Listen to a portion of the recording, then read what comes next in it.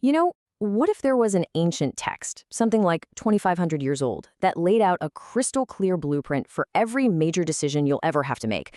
Well, today we're cracking open that exact guide to help us navigate our very modern choices. But first, let me ask you this, straight up. Is your comfort zone a trap? That feeling of ease, of immediate pleasure?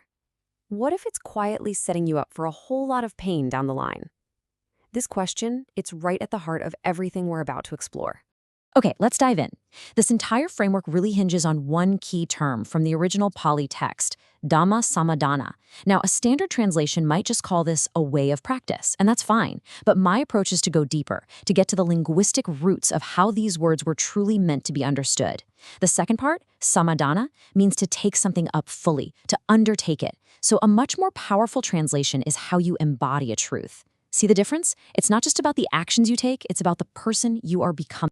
And this ancient text presents 4 fundamental ways to embody a truth, 4 main paths you can walk in life.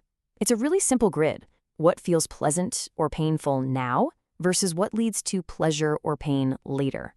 This gives us 4 basic outcomes. Pleasant now, but painful later. Painful now, and still painful later. Painful now, but pleasant later. And the ideal, of course, pleasant now and pleasant later.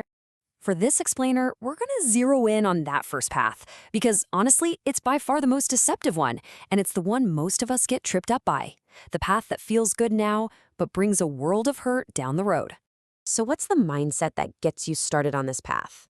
It's this thought, and this comes directly from the text. There is no fault in sensual pleasures. I mean, that's the ultimate rationalization, isn't it? It's that little voice that tells you to indulge, that there are no consequences, that this immediate gratification is totally harmless. To show us just how this path unfolds, the text gives us this brilliant parable. It's the story of a creeper and a tree, and it's a perfect metaphor for the hidden costs of our choices. The story starts small, almost invisibly. A single seed from a creeper vine falls at the base of this huge, magnificent salt tree. It seems like nothing, just a tiny little detail in the life of a giant. And you gotta pay attention to the language used here. Young, soft, hairy, clinging. Those aren't words of warning, are they? They're words that suggest something delicate, even pleasant. This is how the most dangerous things in our lives often begin. Not with a threat, but with a seductive whisper. So, in the story, the spirit living in the salt tree has friends, other spirits in the forest, who see this little creeper and warn of a future danger. They see the long-term risk. But the tree spirit, well, it doesn't listen. Instead of seeing danger, the spirit focuses only on the immediate sensation.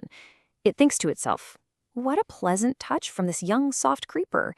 It enjoys the feeling of the vine against its bark.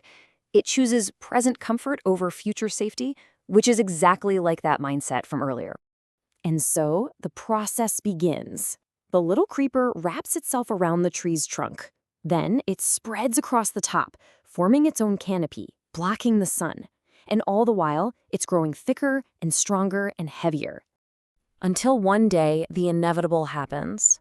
The creeper, which is no longer young or soft, becomes so heavy and constricting that it just snaps the tree's own great, strong branches. The damage is no longer a future threat. It is a present, catastrophic reality.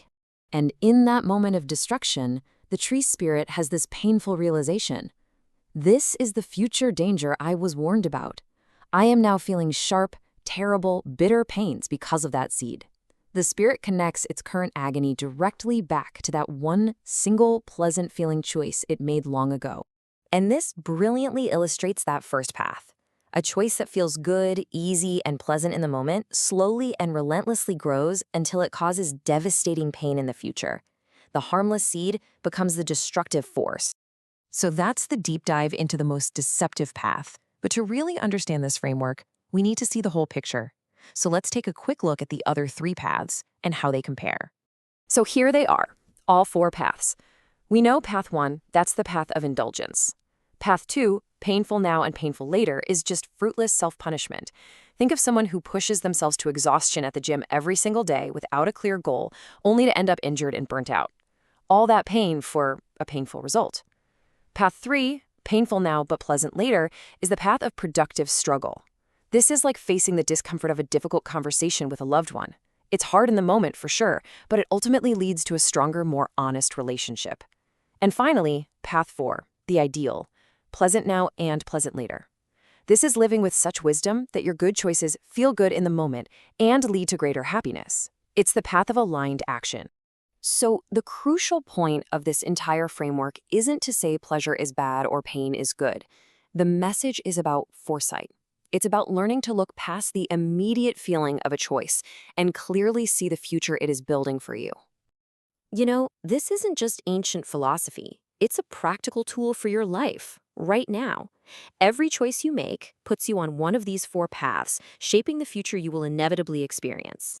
So I'll leave you with this question to think about. What is the young, soft, pleasant-feeling creeper that you might be letting grow in your own life right now? And what great, strong branches might it one day break?